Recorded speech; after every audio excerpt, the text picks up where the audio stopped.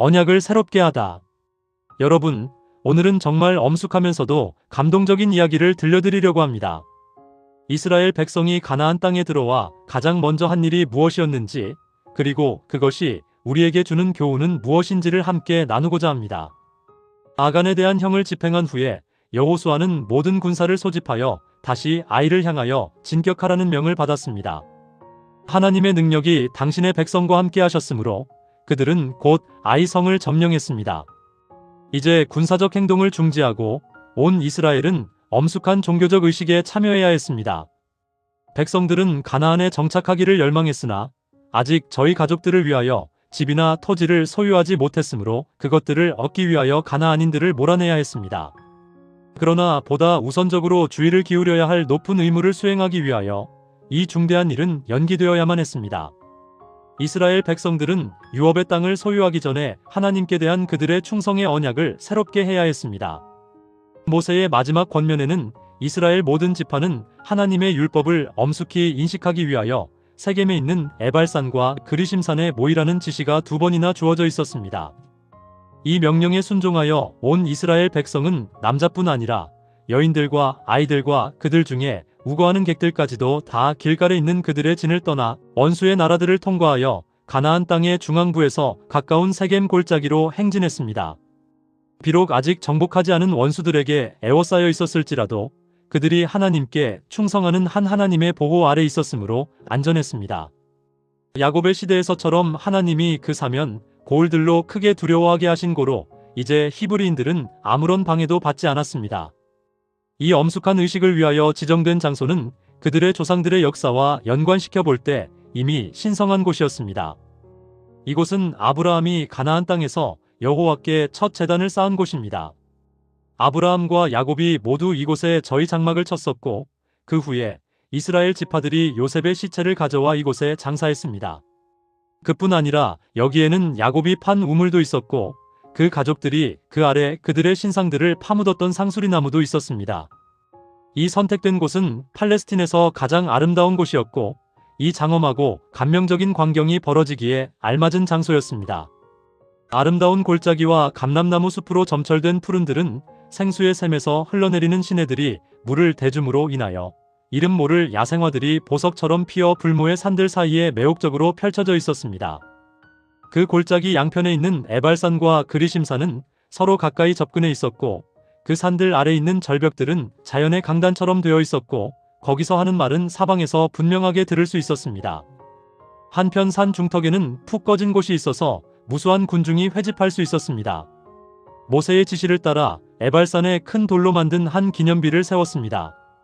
전에 석고를 발라서 준비해 두었던 이 돌들 위에 율법을 새겼는데 이 율법에는 시내산에서 반포되고 돌 위에 기록된 10계명뿐 아니라 하나님께서 모세에게 전하시고 그가 책에 기록한 율법들이 포함되어 있었습니다. 이 기념비 곁에는 다듬지 않은 돌로 제단을 만들고 그 위에 여호와께 희생 제물을 드렸습니다. 저주가 선포된 에발산에 제단을 쌓았다는 사실은 이스라엘이 하나님의 율법을 범한 까닭으로 당신의 분노를 초래했다는 것과 희생제단이 대표한 바 그리스도의 속죄가 없었다면 당장에 형벌이 내렸을 것임을 나타내는 의미심장한 것이었습니다. 모두가 레아와 라헬의 후손인 6지파는 그리심산에 서고 한편 여종들의 후손은 르우벤과 스불론과 함께 에발산에 자리를 잡았으며 제사장들은 법궤와 함께 그들 사이에 있는 골짜기에 있었습니다. 조용히 하라는 나팔 소리가 울려 퍼진 후에 여호수아는 깊은 침묵 가운데 거룩한 법궤의 곁에 서서 이 거대한 회중 앞에서 하나님의 율법을 순종할 때에 따를 축복의 말씀을 읽었습니다. 그때에 그리심산에 선 모든 지파가 아멘으로 화답했습니다. 그 후에 그가 저주의 말씀을 낭독할 때 에발산 위에 선 지파들이 같은 방법으로 동의를 표했습니다.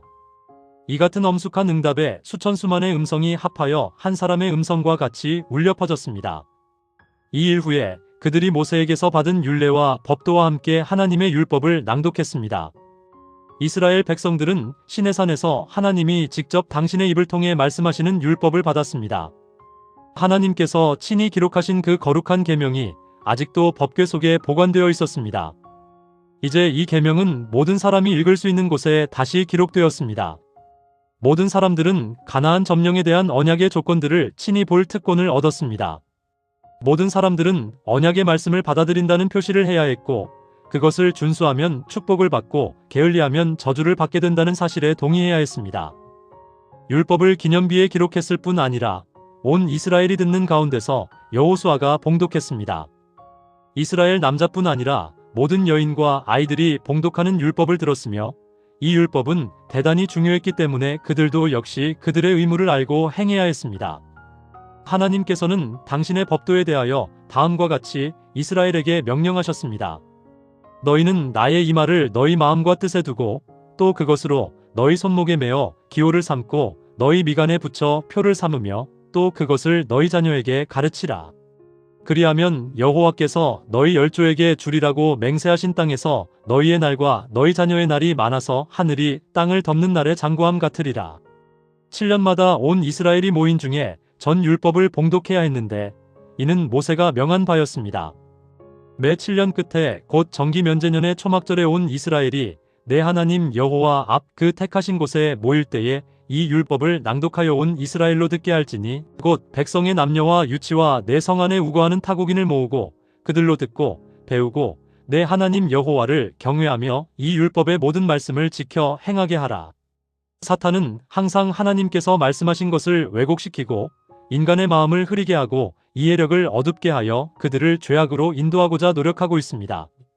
그러므로 여호와께서는 매우 명백하게 말씀하시고 당신의 요구를 매우 알기 쉽게 만들어 아무도 실수하지 않게 하십니다.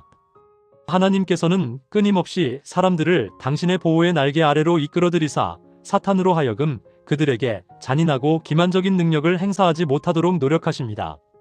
하나님께서는 당신의 친음성으로 그들에게 말씀하셨고 손수 살아있는 당신의 말씀을 기록하셨으며 진리로 빛나고 생명이 넘치는 이복된 말씀을 사람들에게 완전한 안내자로 맡겨주셨습니다.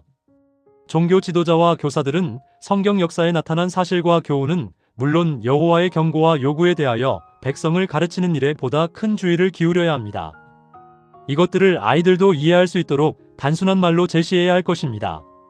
부모들은 거룩한 페이지에서 발견되는 여러 가지 지식으로 자녀들의 흥미를 일으킬 수 있으며 또 그렇게 해야 할 것입니다. 그러나 하나님의 말씀으로 자녀들의 흥미를 일으키려면 자신들이 먼저 그것에 흥미를 가져야 합니다. 부모들은 하나님의 말씀의 교훈에 익숙해야 하며 하나님께서 이스라엘에게 명하신 바와 같이 집에 앉았을 때에든지 길에 행할 때에든지 누웠을 때에든지 일어날 때에든지 이 말씀을 강론해야 합니다. 그들의 자녀들이 하나님을 사랑하고 공경하기를 바라는 자들은 그분의 말씀과 창조 사업에 나타난 바와 같이 그분의 선하심과 위엄과 능력에 대하여 말해야 합니다. 성경의 모든 장과 절들은 다 하나님께서 인간에게 주시는 교훈의 통로입니다. 우리는 이 교훈을 우리의 손목에 매어 기호를 삼고 미간에 붙여 표를 삼아야 합니다. 이 말씀을 연구하고 순종하면 이 말씀은 옛날 이스라엘 백성들이 낮에는 구름 기둥으로 밤에는 불 기둥으로 인도함을 받았던 것처럼 하나님의 백성들을 인도할 것입니다.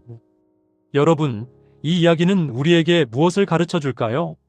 이스라엘 백성이 가나안 땅에 들어와 가장 먼저 한 일은 땅을 분배하거나 집을 짓는 것이 아니었습니다.